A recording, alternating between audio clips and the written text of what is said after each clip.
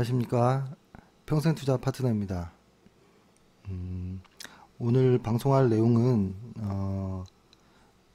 상당히 중요한 이야기입니다. 상당히 중요한 이야기라서 졸리시다면 뭐 다음 날에 듣던지 해도 되고 꼭 들어주셨으면 좋겠습니다. 그 오늘 방송할 내용이 뭐냐면 그 고객들이 이제 관리자들에게 이제 좀 질문이 들어오나 봐요. 이제 포트폴리오가 이제 일단은 완성이 됐는데, 일단은 이 5개 업종 안에서 종목을 이제 하나 산 것도 있고 뭐 2개 산 것도 있고 이렇게 해서 포트폴리오를 이제 1차적으로 완성을 했는데, 이제 시간이 지나면서 약해지는 놈들은 제거를 하고 이 비중을 강한 놈한테 싣고, 혹은 다 강하다면 뭐 어떤 놈한테는 추가 매수를 하고 안 하고, 이러면서 이제 포트폴리오를 관리를 하는 건데요. 고객들이 이제 좀 포트폴리오 관리에 대해서 좀 문의를 좀 하는 것 같더라고요. 그래서 사실 아주 큰 원칙이 몇 개가 있는데, 그 중에서 그래도 아주 기초가 되는 아주 가장 중요한, 우리가 왜 이렇게 포트폴리오를 관리하게 됐는지에 대한 어떤 이유를 좀 설명드리려고 하는데요. 일단은 제가 여러 번 말씀드렸던 것 중에 뭐 종목은 매수하면은 상승 확률과 하락 확률은 뭐 50%이다. 이런 이야기 많이 했잖아요. 이런 이야기도 하고, 그래서 상승과 하락의 어떤 비율을 이렇게 1대3 정도로 나눈다. 뭐 이런 얘기도 했죠. 그렇죠? 그래서 사실 근데 요 이야기보다도 버금가게 중요한, 사실 방금 말씀드린 것도 별거 아닌 것 같지만 수익률 게임을 하는 데 있어서 상당히 중요한 요소 중에 하나거든요. 근데 오늘의 이야기는 뭐냐면, 이게 사실 제가 오늘 좀 어리버리할 수도 있을 것 같아요. 이게 제가 설명을 잘 못해요. 그러니까 논리적으로 설명을 잘 못해서 그래도 한번 좀 해볼게요. 아마 길지 않은 내용일 겁니다. 일단 포트폴리오를 이제 관리한다라는 것, 그러니까 예를 들어서 약간의 이제 사람들에 대한 어떤 오해들이 있을 거예요. 오해들. 근데 그것을 이제 포트폴리오 관리에 대한 어떤 오해들을 뭐 기압 평균이라든지 어떤 산술 평균으로서 한번 좀 설명을 좀 드리고, 뭐 이게 뭐 여기서 열심히 계산하고 뭐 이런 건 아닙니다. 저 역시도 문과를 나와서 수학이 기억도 나지 않습니다. 잘. 어, 예전에 그 제가 마지막으로 수학했던 거는 투자자산운용사 자격증 시험 볼 때 뭐 이상한 거 뭐 몇 개 했던 기억밖에 안 나거든요. 이제는 아예 기억이 안 나고 저는 오로지 산수만 합니다. 주식을 할 때. 그래서 요거에 대한 이야기를 하고, 근데 요거를 이야기하려면 먼저 어떤 이야기를 먼저 해야 되냐면, 흔히 말하는 하이 리스크는 하이 리턴이다 라는 어떤 이야기잖아요. 그 고위험은 고수익과 같다 라고 이야기하는 것, 이것이 같지 않다라는 것에 대한 것부터 좀 들어가야 됩니다. 그래서 요 이야기를 시작을 해서 우리가 이것들을 기하와 산술로 한번 설명을 해보는 거예요. 해보고, 그렇기 때문에 우리의 포트폴리오의 관리는 이렇습니다 라고 결론을 좀 말씀드릴 건데요. 제가 좀 졸리게 말씀을 드리더라도 좀 양해를 좀 부탁드리겠습니다. 일단 오늘 시황 먼저 잠깐 하면, 오늘은 딱히 뭐 내용은 그닥 없습니다. 내일 어떤 만기일과 정부 정책의 어떤 발표, 그것을 앞둔 어떤 약간의 변동성일 수도 있고 그것이 아닐 수도 있고요. 아무튼 지금은 코스피, 코스닥, 특히 코스닥에서는 변동성이 지금 커지는 장세입니다. 제가 며칠 전부터 변동성 이야기를 좀 했었고, 오늘 아침에 시황에서도 오늘 변동성이 좀 클 수 있다. 그러니 오전은 일단은 관찰을 하자 라고 이야기만 드렸죠. 뭐 삼성전자라든지 셀트리온을 좀 관찰을 하고 외인이라든지 변동성이 클 수 있으니까 오전에는 대응을 하지 않고 오후에 확인해서 하자라고 이야기를 했는데요. 이 변동성이란 이야기, 이런 것들이 지금 사실은 다 섞여 있어요. 이야기들이. 그러니까 시장에서 흔히 말하는 변동성이 많다, 변동성이 크다 라고 하는 이야기들, 여기에서 변동성이 크면 이 레인지가 넓어지니까 수익 구간도 많아지고 더 커지고 수익률 게임에서 유리한 거 아니야? 라고 얘기하는 파생 상품을 하는 사람들의 어떤 이야기 논리들, 그런 논리들과 그러니까 이 변동성에 대한 어떤 그 증권 회사, 그러니까 증권 금융 투자자 업자들의 어떤 논리들이죠.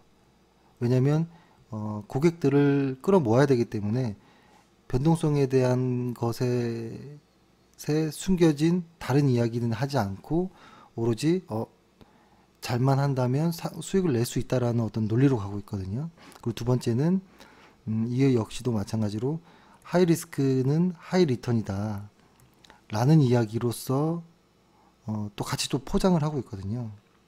이것들이 맞지 않다라는 것을 좀 설명을 드리려고 합니다. 이게 사실은 어떻게 이야기를 시작해야 될지 모르겠는데요. 제가 이게 내용이 뭐냐면 이거예요. 그러니까 지금의 어떤 고객들이 헷갈려하는 부분들이 여러 개가 있어요. 그러니까 아까 말씀드렸던 것처럼 하이 리스크는 하이 리턴이다 라는 어떤 이야기, 뭐 변동성에서 수익률이 더 많이 낼 수도 있다, 변동성이 넓으면 대박 낼 수 있는 거 아니야? 뭐 쪽박도 날 수 있겠지만 나 한번 해보지, 이런 마음을 먹게 하는 것들, 그렇죠? 이런 것들이 사실은 뭐냐면 광고입니다. 광고, 광고라고 하면 안 되겠죠. 선전. 금융투자업자들의 선전인 거예요. 선전인 거고 유인책인 거고, 그리고 이것의 가장 최근의 사례는 비트코인이 될 수 있습니다. 아주 절묘하게 비트코인을 활용해서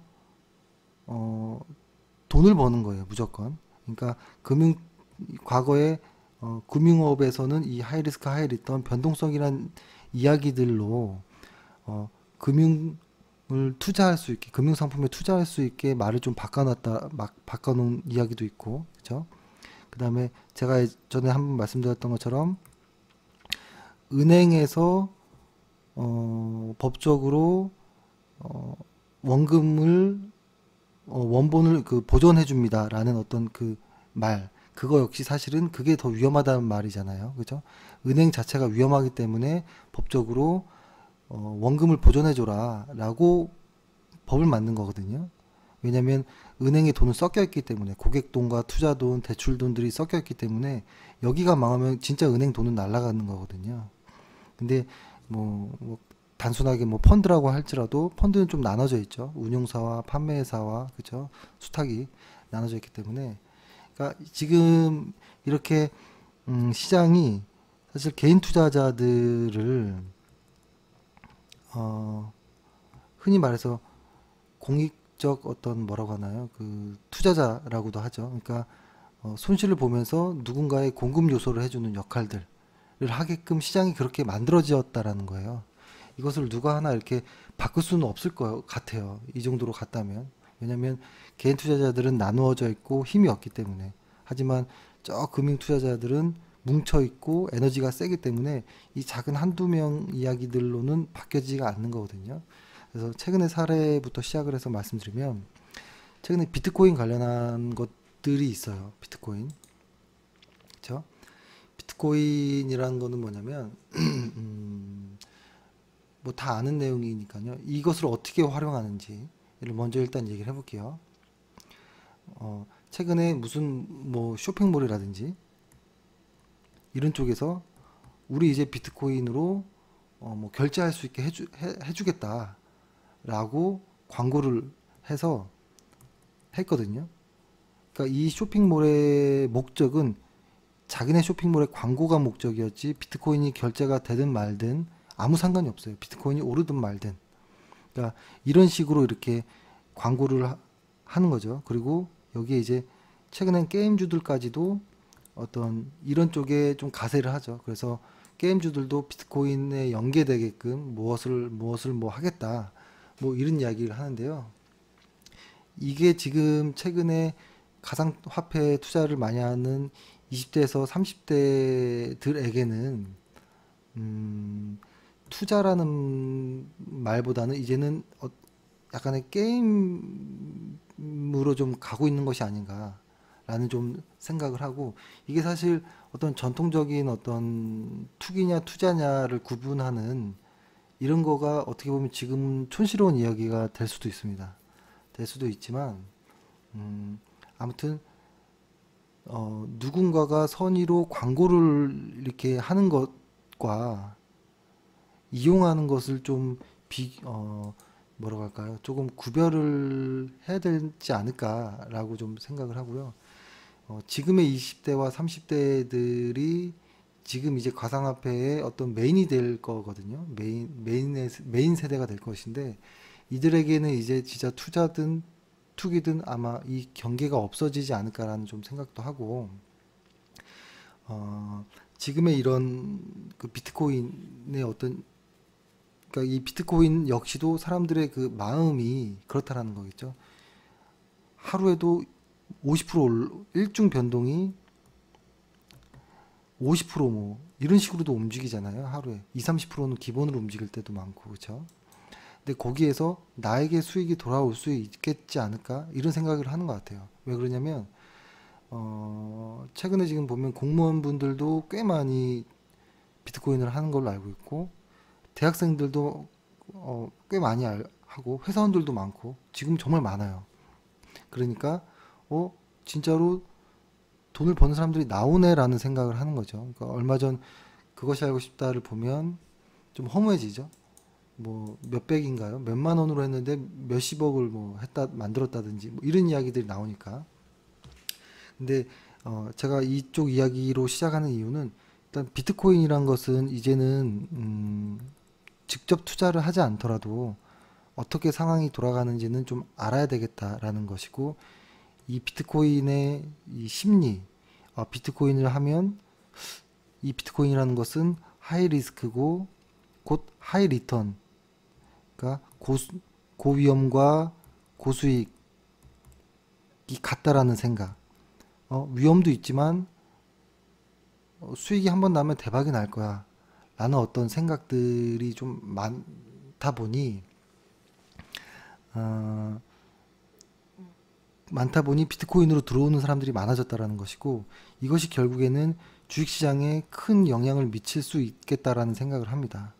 벌써 이제 미국에서는 제도권으로 들어왔기 때문에 근데 요거에 대한 어떤 가장 기초적인 어떤 이런 이야기들을 금융회사에서 만들었다라는 것을 이야기를 좀 드리고 싶다라는 거예요. 그러니까 우리가 알고 있던 그 말이 하이리스크 하이리턴이란 말은 그런 의미가 아닐 수 있겠다라는 것을 등식이 아니다라는 것을 좀 보면 될 것 같아요. 그러니까 일반적으로 하이리스크 하이리턴의 곡선은 이렇게 이야기를 하죠. 수익과 리스크를 이렇게 그리고 뭐 이거 많이 보셔서 알 거예요. 이렇게 리스크와 어떤 수익의 어떤 그래프를 그리면 이렇게 그리잖아요. 여기 요 부분은 이제 무위험 자산인 거고 제가 얼마 전에 한번 그 금리와 기대 수익률에 대한 어떤 것을 잠깐 설명드린 것처럼 이런 식으로 요것을 이제 잘못 이해하는 거예요. 이 그래프를 보고 뭐 어떻게 이해하냐면 이런 거죠. 높은 어떤 수익을 얻으려면 많은 리스크를 감내해야 되는구나라고 잘못 아는 것 같고 근데 이것이 특히 이제 경기가 좋아질 때 이런 이야기가 많아요. 리스크가 높은 투자일수록 수익이 좋대. 뭐 이런 것들. 리스크는 있지만 수익은 어마어마하대. 뭐 이런 말들. 그리고 근데 이런 말들이 되게 많이 들리다 보니 이게 혹하게 되는 거거든요. 근데 사실 이거를 잘 한번 생각해 보는 거예요. 이제부터 위험한 어떤 투자, 이 위험한 투자라면 이 위험한 투자일수록 확실한 어떤 수익이 크다면 이것은 확실한 투자이지 위험한 투자가 아니라는 거예요. 뭔가 좀 말이 말장난하는 것 같고 좀 이상하게 들릴 수 있지만, 그러니까 금융권에서 자본을 유치하기 위해서 이런 어떤 뭐라고 할까요? 어떤 리스크가 큼에도 불구하고 수익이 날 거다라는 어떤 전망, 뭐 약속, 어떤 기대감 이런 것들로 인해서 현실이 된다고 이제 그런 것들이 꿈이 된다라고 이야기를 하는데요. 최근에 나온 책 중에 보면 이것을 좀 가장 잘 표현한 책이 하나 있는데요. 투자에 대한 생각이라는 책이 있어요. 아이고, 빨간색이네. 투자에 대한 생각이란 책에 보면 하워드 막스라는 사람이 쓴 책이 있는데요.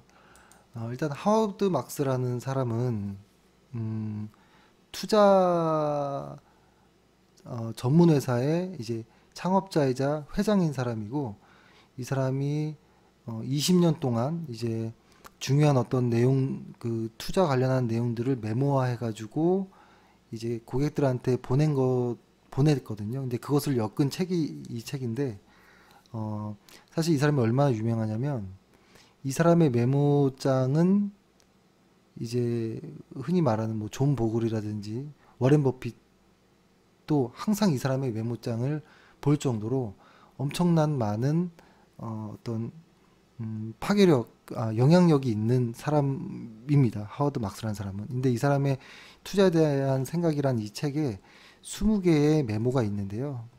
이 중에서 무려 3개 정도, 3개가 리스크에 대한 이야기를 하거든요. 그래서 그 부분에 대한 이야기도 잠깐 좀 들어보려고 합니다. 이게 뭐냐면 이 사람이 얘기하는 것 이런 거예요. 그러니까 이 사람은 정확하게 꿰뚫고 있는 것이 아닌가라는 생각을 합니다.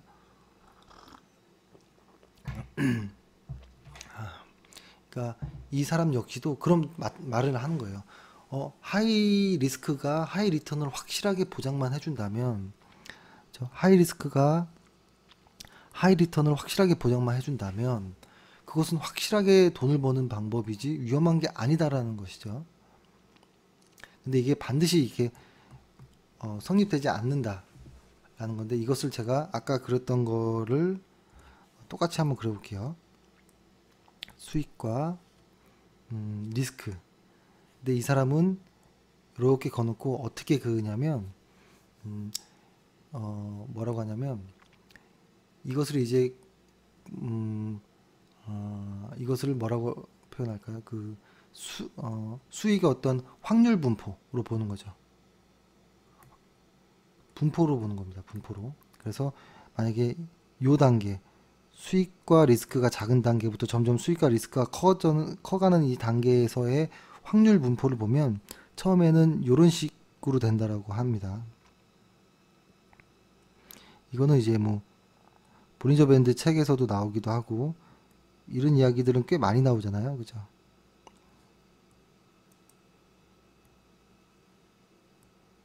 이렇게 그려지는데요. 그러니까 이것을 어떻게 보면 좋으냐면 빨간색으로 해볼게요. 리스크가 커질수록 투자 결과는 불확실해진다는 거예요. 그죠? 수익의 확률 분포가 넓어진다는 것입니다. 예를 들어서 요 가장 끝에 거를 보면 여기 같은 경우에는 매우 큰 리스크를 짊어지기도 하는 거죠. 그렇죠? 근데 이 투자자는 여기에서 이제 큰 이익을 얻을 수도 있지만 쪽박을 찰 수도 있다라는 이야기를 합니다.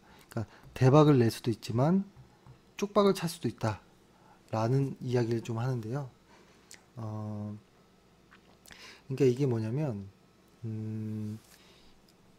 그러니까 기대 수익의 증가, 그러니까 기대 수익이, 그러니까 요 말의 의미는 기대 수익의 증가 가능성, 그러니까 수익의 하락 가능성, 증가 가능성과 하락 가능성, 그러니까 경우에 따른 손실 가능성을 포함해야 되거든요. 그래서 리스크가 증가함에 따라 수익에 대한 어떤 불확실성과 손실 가능성이 증폭된다는 이야기입니다. 이렇게 간다라는 것은. 그래서 어, 지금의 어떤 비트코인도 그렇고 어, 뭐 제약 바이오의 어떤 신약주들도 그렇고 최근에 이런 종목들이 꽤 많아요. 흔히 말하는 테마주들, 대선 테마주도 있을 거고 여러 가지도 있을 건데요. 음, 그러니까 이 핵심은 뭐냐면 어, 하이 리스크가 하이 리스크는 반은 맞고 반은 틀린다는 거예요. 하이 리턴도 가능하지만 로우 리턴도 될 수 있다라는 거예요. 손실은 뭐 마이너스 한 30%까지도 받아들일 수 있다. 그런데 나는 그게 곧 나는 플러스 30을 의미한다. 이거나 이거다라고 생각하면 오산이라는 것이고 마이너스 30%라는 큰 리스크를 안고서도 플러스 1%만 수익이 나는 경우도 있을 수 있다라는 건데요. 요거가 여기서부터 이제 이야기가 시작되는 거예요. 여기서 뭐냐면 음, 이런 거겠죠. 이렇게 생각할 수 있어요. 근데 사람들은 반대로 생각해요. 나는 뭐 이렇게 하이 리스크 하이 리턴으로 가다가 예를 들어서 이런 거죠. 한 30% 수익을 먹고 뭐 어떤 날은 리스크가 커서 난 마이너스 20% 수익을 낼 거야. 근데 다음 달은 리스크가 역시 큰 종목은 한 방이 있기 때문에 난 또 50% 수익을 낼 수 있어. 근데 또 리스크가 있다 보니 난 또 그 다음 달은 뭐 40% 수익이 날 거야. 마이너스 가치요. 하지만 나는 수익이 이렇게 나니까 결국은 계좌가 플러스 되겠지. 이런 생각을 한다는 것인데 이게 보면 보통 개인 투자자들이 종목에 물려 있을 때 혹은 테마주들 지금 이제 TV에서도 그렇고 방송에서도 그렇고 어떤 투자 자문사에서도 그렇고 종목들을 보면 실적과 아무 상관없는 종목들이 많아요. 이렇게 쭉 흐르다가 한 번씩 번쩍하고 윗골이 달리고 쭉 빠지는 종목들, 쭉 가다가 한번 폭 치는 이런 종목들 있잖아요. 이런 종목을 추천을 받아서 이 한 방을 생각을 하는 거예요. 근데 이게 얼마나 말이 안 되는 것인지를 어, 한번 좀 말씀 들어볼게요. 잠시만요. 물 좀 먹을게요.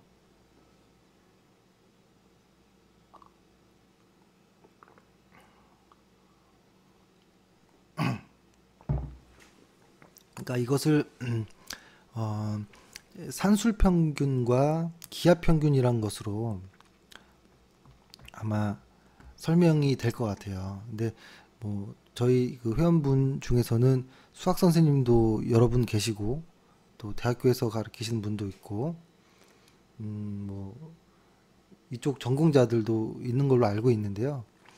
어, 그렇기 때문에 제 실력이 들통나지 않게끔 아주 기초적인 것만 하겠습니다. 저는 참고로 문과였습니다.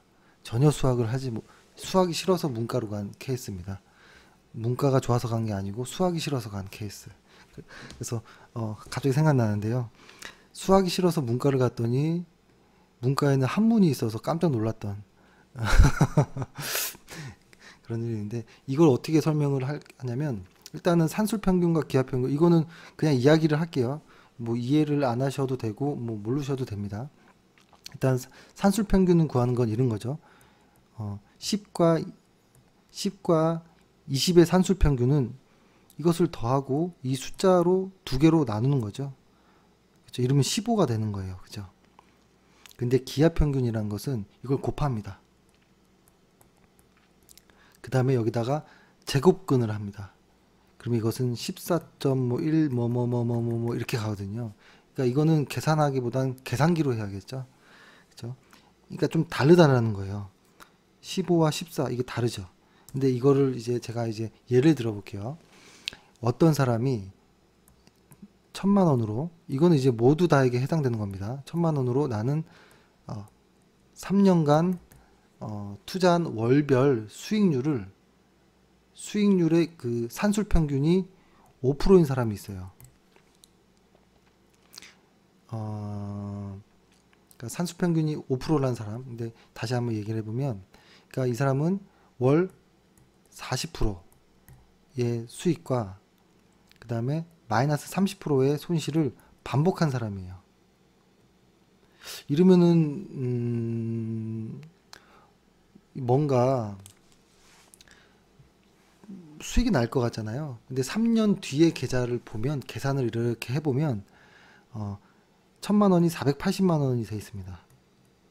이건 뭐 다 아는 거잖아요, 그죠? 이거를 뭐 직접 요것만 한번 계산해 볼까요? 예를 들어서 1,000만 원 더하기 40% 하면은 1,400이 되죠.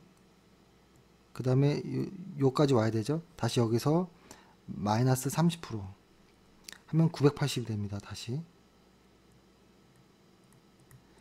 요거 플러스 40% 하면 다시 1372가 되고요.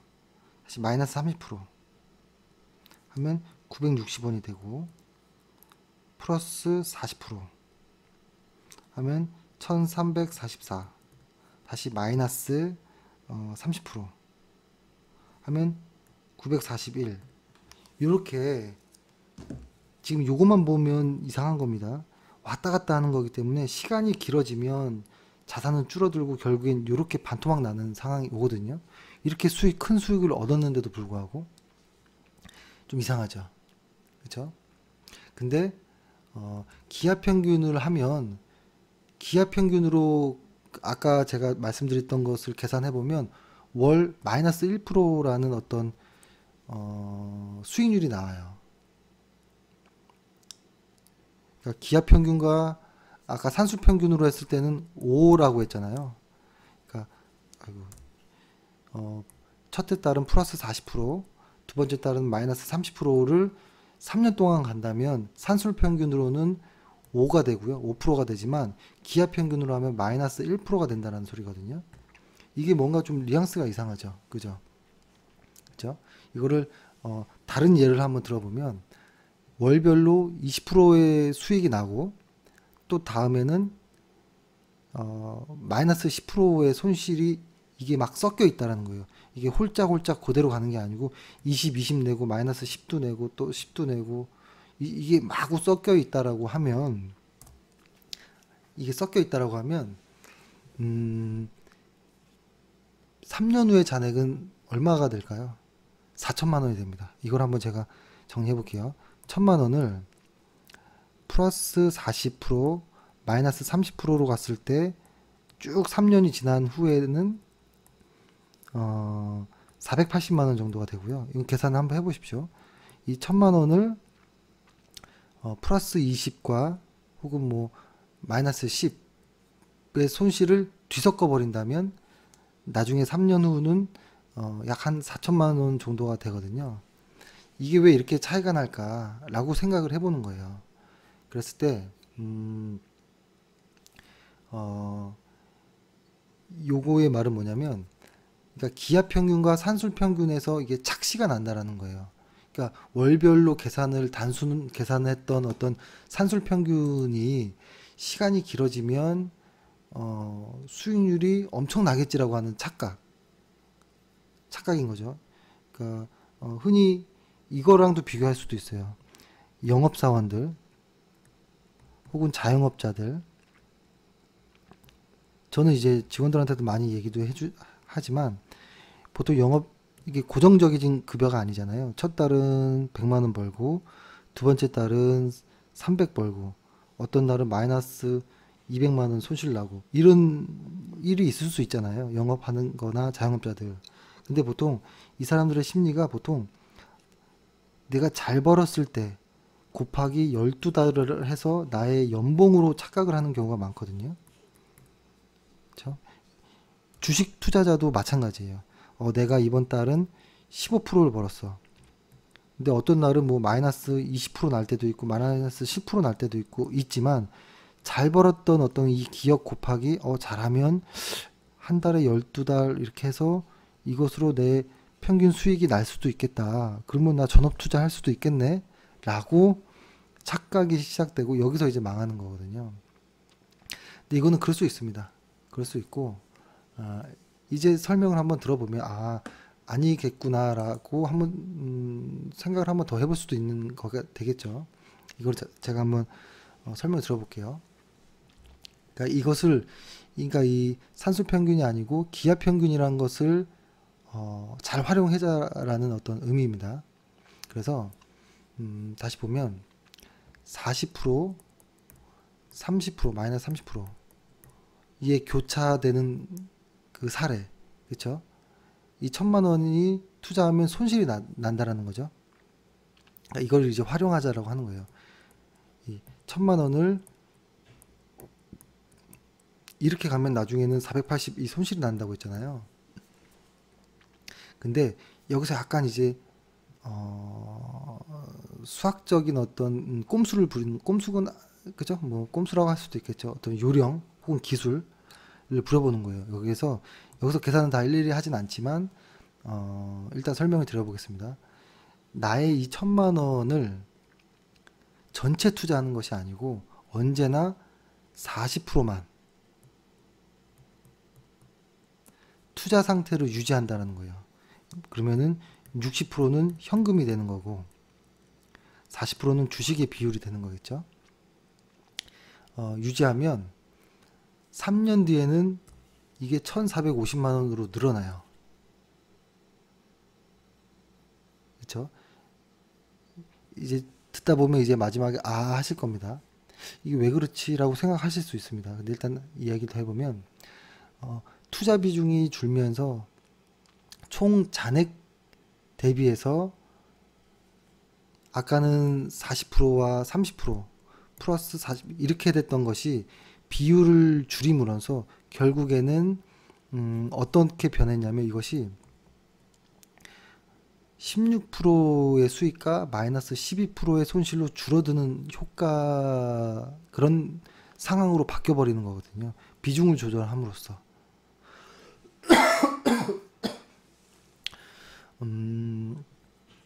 이 말이 여기서가 상당히 중요한 건데요.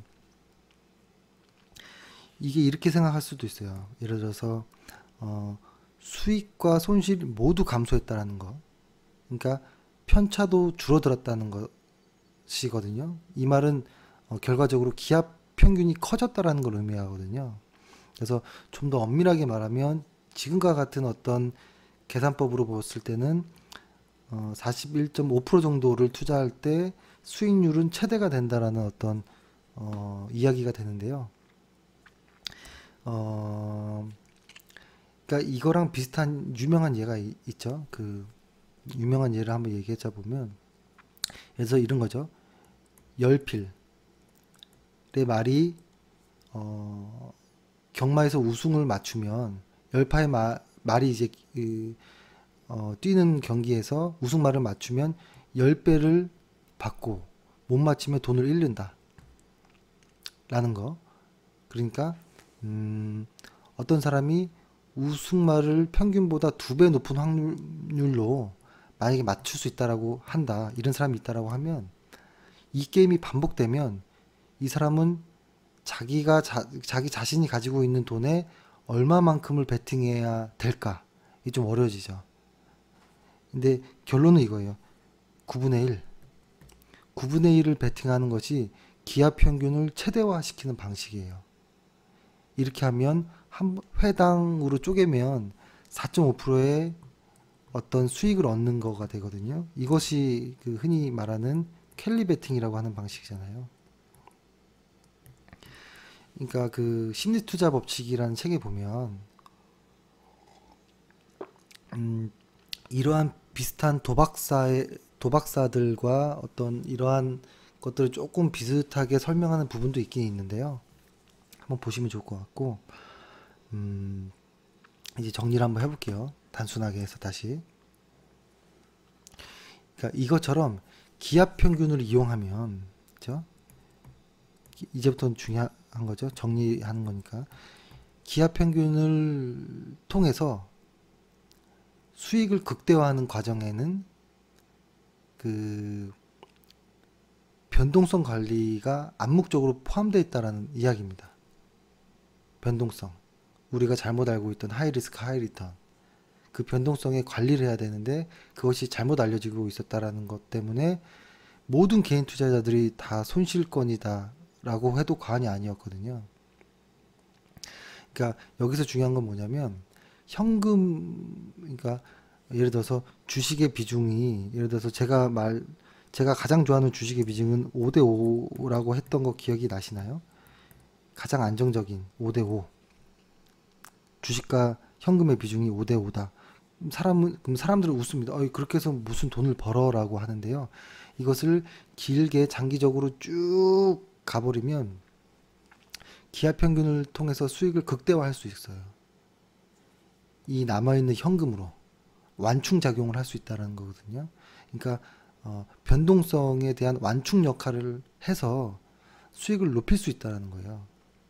그래서 보통 자산을 배분할 때 보면 사람들은 나 현금 얼마 있어 하고 그냥 막바로 들어오는데요. 저는 항상 회원들과 통화할 때 이런 얘기를 좀 조심스럽게 여쭤보거든요. 혹시 가능한 현금이 어느 정도 있느냐를 먼저 물어봐서 주식에는 몇 프로 정도를 넣고 채권에도 몇 프로 정도 넣어라. 혹은 CMA를 넣던지 이렇게 좀 나눠 드리거든요. 그러면 사람들은 여기서만 수익이 클 거고 여기는 뭐 은행 이자 정도 수익이 날 건데 에이 나 그냥 다 비중을 실을게요 라고 하는 사람들이 있거든요. 이거는 산술평균에서 오는 어떤 그런 산술평균과 기하평균의 어떤 그런 오해라고 저는 보여지거든요. 그러니까 이런 거예요. 동일한 어떤 산술평균이라고 해도 변동성이 클수록 기하평균은 떨어진다라는 거예요. 그래서 이것을 낮추는 게 가장 중요한 거예요. 그래서 결론은 우리는 그렇기 때문에 포트폴리오를 관리하고 어떤 종목을 매도할 때 분할 매수를 한다라는 이야기를 드린 적이 있었죠. 예를 들어서 10종목을 산다. 5종목을 산다. 이러면 이것을 제가 한 5번에 정도 나눠서 사자. 이렇게 얘기를 했잖아요. 근데 시장이 상승 추세를 가다가 꺾일 때쯤 됐을 때 아주 운이 좋으면 비중이 한 7, 80% 정도까지 들어가고요. 일반적으로 50에서 한 60% 정도까지 주식 비중이 들어갈 때가 많거든요. 근데 제가 지금까지 계속 설명했듯이 동일한, 그러니까 분할 매수를 함으로써 현금 비중을 좀 더 낮출 수 있는 것이고 변동성의 완충 작용을 할 수 있다라는 거예요. 이게 좀 제가 설명을 어떻게 했는지 잘 이해가 되셨을지 안 됐을지 모르겠지만 아주 중요한 이야기입니다. 그러니까 무조건 주식에 100% 몰빵한다고 수익이 나는 것이 아니에요. 그리고 변동성이 높을수록 그러니까 하이 리스크가 하이 리턴이 아니다라는 겁니다. 로우 리턴도 있을 수 있는 거고, 지금 이런 거죠. 제약주라든지 어떤 비트코인이라든지 제약주에서 일부 신약이라든지 어떤 테마주, 최근에 뭐 정권 관련한 뭐 이런 것들 이야기 나왔을 때 또 테마주들이 움직이고 뭐 이렇게 하는데요. 이런 것들로는 변동성이 이렇게 큰 것들, 그죠? 절대 계좌가 플러스 되지 않습니다. 절대 플러스 되지 않아요. 절대 되지 않아요. 이건 논리적으로 맞지가 않는 거예요. 이렇게 갈 수 없어요. 그리고 지금의 이런 게임들이 이런 거겠죠. 폭탄 돌리기나 마찬가지예요. 나한테만 안 터지면 되겠지. 누군가 받아주는 사람이 있겠지. 누군가 거래 상대방이 있겠지라고 하는데요. 그렇지 않아요. 이건 상당히 위험한 게임이고, 그렇기 때문에 오히려 재미없더라도 천천히 가는, 그래서 예를 들어서 나는 남자니까 50% 수익을 낼 수도 있지만 마이너스 뭐 한 30%까지도 난 받아들여 라고 하는 그 마인드를 버려야 되는 거예요. 주식은 남자든 뭐든 뭐 아무 상관없습니다. 손실을 줄이는 게 가장 중요한 거예요. 손실의 그 폭을 줄이는 거. 그래서 마이너스 저는 최소 10% 안으로만 넣어준다면 승률은 좋다라고 보고, 그리고 더 말해서 한 플러스 한 12% 정도만 수익이 나온다. 그러니까 어떤 날은 12% 수익을 내고 어떤 날은 마이너스 10%를 내더라도, 그렇죠?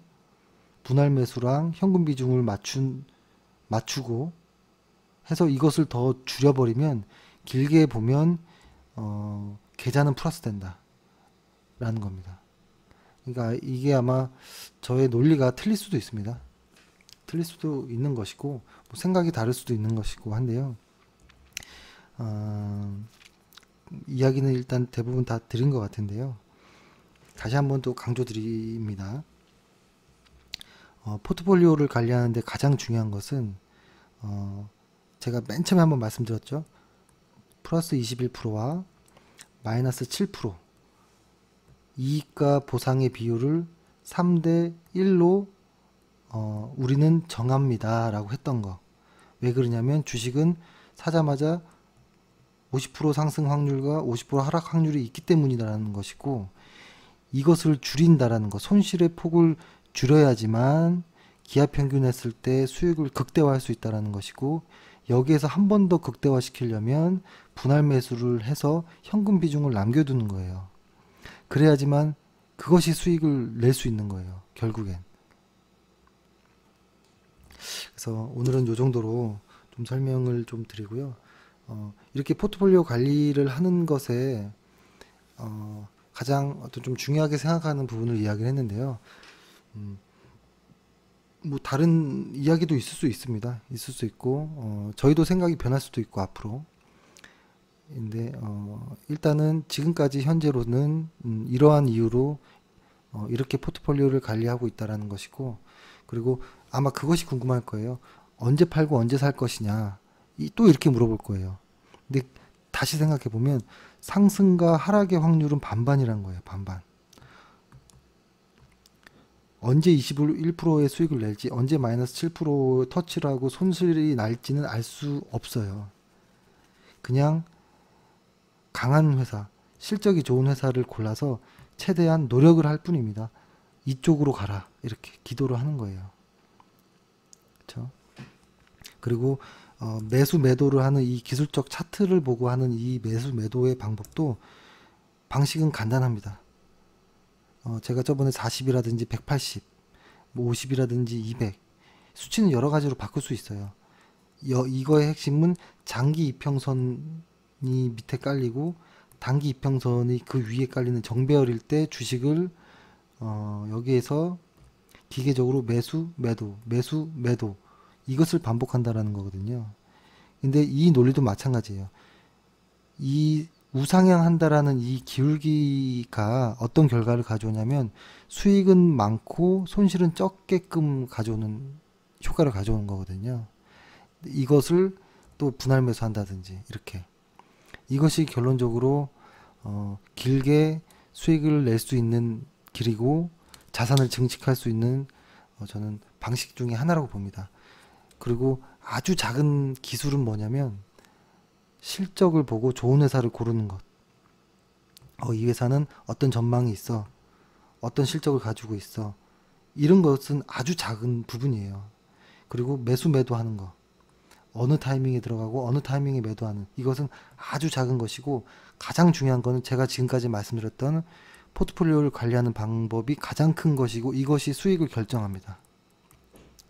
이것은 그냥 아주 보조적인 역할을 하는 거예요.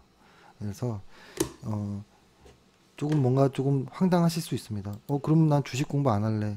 그냥 어떤 원칙을 하나 잡고 손실과 이익 그리고 분할 매수, 기하 평균을 활용해서 가장 최적의 주식의 비중에 주식 비중을 담아서 하겠다.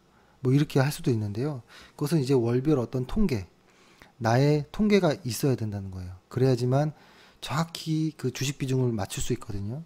그래서 저희가 항상 변태처럼 통계 얘기를 하는 이유가 우리 회사의 통계 그리고 뭐 시장이 상승했을 때에 어떤 회사를 골랐을 때 승률, 확률 이런 것들을 계속 좀 집착하는 이유가 결국 이런 큰 그림이 결정적으로 수익을 결정하기 때문에 그렇습니다.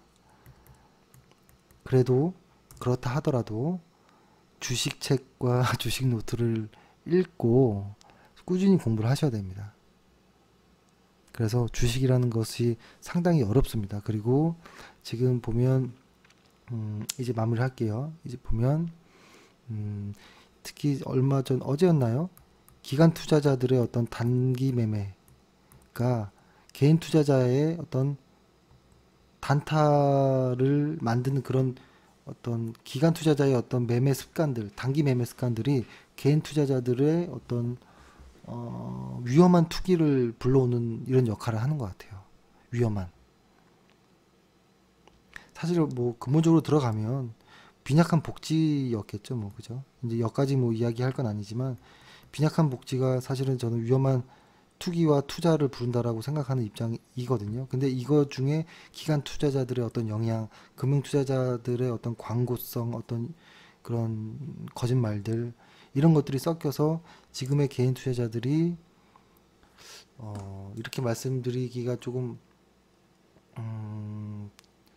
뭐라고 할까요? 공익적 투자자 아까도 말씀드렸던 것처럼 그러니까 자신은 손해를 보면서 시장에 에너지를 제공하는 개인 투자자가 공익적 투자자가 다 되어버렸다는 것이고 이것은 수치로도 나와 있죠. 개인의 97%는 손실이 난다는 거 이것입니다. 나머지 3%는 개인 투자자가 아니거나 아주 운이 좋은 극소수입니다. 그래서 결국 폭탄은 나에게 오지 않겠지라는 것은 착각인 것이고요. 반드시 갑니다. 폭탄은. 그래서 그 폭탄을 받지 않으려면 그 폭탄이 있을 법한 곳에 접근을 안 하면 돼요. 변동성이 큰 쪽. 그렇죠? 그래서 오늘 이 정도로 해서 좀 마무리를 하고요. 이 방송은 좀 회원들 분들이 좀 다 보셨으면 좋겠습니다. 회원들 분들은 꼭이요. 오늘 하루 고생 많으셨고 예, 내일 또 뵙겠습니다. 수고하셨습니다. 감사합니다.